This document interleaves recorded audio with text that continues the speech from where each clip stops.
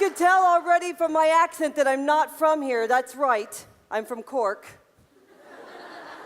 I actually really do live in Cork. University of Illinois has determined that when we think we're focusing, we are so easily distracted. So why then do you not take communications super duper seriously? I have interviewed presidents, I've interviewed CEOs, I've even interviewed, just a year before she died, the Princess of Wales, Princess Diana. But I've never talked to you. So I hope that you will give it your best focus if you can, and think about, over the next couple of minutes, what it is you want to do, what's your passion, what's your dream. I also want you to get deliberate about one thing right now. How did you shake each other's hands? Because when you shake hands, and I work with a lot of executives, many of them have never been taught how to shake hands. I want to tell you right now, that is your calling card. It is a first impression. If you don't do it properly, if you give that awful, dead, wet fish thing, you laugh because you've had it, or even worse, you've given it. It's not okay. When I was your age, I was growing up in a tiny town in Indiana called Farmland, Indiana. More cows, more hogs than there were people. My town of Farmland, Indiana had almost 1,000 people. But that's all. So guys, when you think about what it is, if it's a nurse, if it's a blog, if it's a tattoo artist, if it's a psychologist, you can do it. But here are the 3 things that will help you get there. First of all, know what you want to be.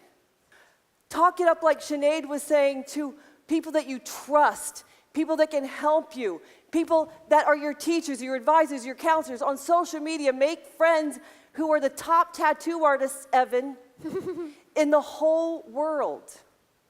I wanted, as a kid growing up in Farmland, Indiana, to be a journalist. I wanted to be not just a newspaper journalist, I wanted to be a TV journalist. I didn't want to just be a TV journalist, I wanted to be a network journalist. Now, guess what? There wasn't even a TV station in Farmland, Indiana. My mom was a school teacher. My dad had died in a plane crash when I was 11. He was a pilot, and he went away to work one day, and he never came back. So I didn't have high connections, but I knew what I wanted. And I wrote my first letter to the editor of the local newspaper in the town bigger than us when I was 13 and had it published. And then I wrote another letter to the newspaper in the capital of Indiana called Indianapolis and had that published when I was about 15.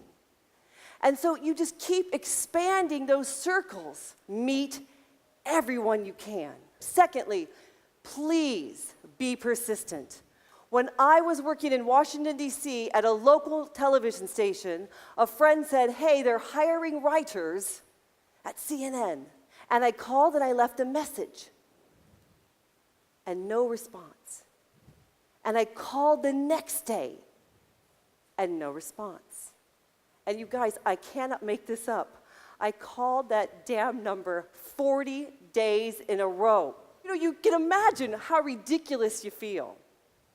But you keep your energy up, you keep your positivity up. Why? Because you don't know what they're going through. It turns out she had been on extended leave and that the number was actually supposed to go to a different person's desk, and it didn't. So after 41 days, I got a phone call back from her. And the first thing she said was, wow, you're persistent. I'm telling you, you can do it. In terms of being deliberate and strategic about how you communicate, don't take it for granted. The way you communicate now can be skilled up like anything else that you're learning. If it's tattoo art, if it's science, if it's nursing, if it's medicine, there are communication skills that will help you be more effective. And anyone who has better communicative effectiveness is going to have a competitive edge. Think about it. If all things are equal, but you know how to connect, you know how to engage, you know how to shake someone's hand correctly, you will be the one that is chosen. The last point is don't overthink it. Don't self-procrastinate yourself out of action. I was in Pisa, in Italy, with my 9-year-old daughter. And we were coming out of the train station in Pisa, and I had my bag on a satchel like this. So I'm going down like this when she looks up and she sees some random guy unzipping my bag and with both hands pulling out my wallet. All I suddenly, from my perspective, saw was a little flash and a squeaky little voice that went, "Stop!"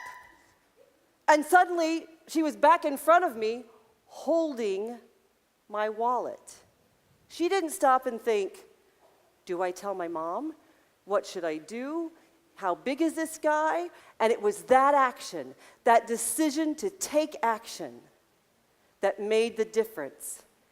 And as the final speaker in the 3 days of Zeminar, which, by the way, was a thought just 2 years ago, and it's the second event that's better than it ever was before. If you dream it, if you name it, if you talk it up, if you are persistent, and you take action, you can change not only your life, but the life of so many other people that can be impacted by you.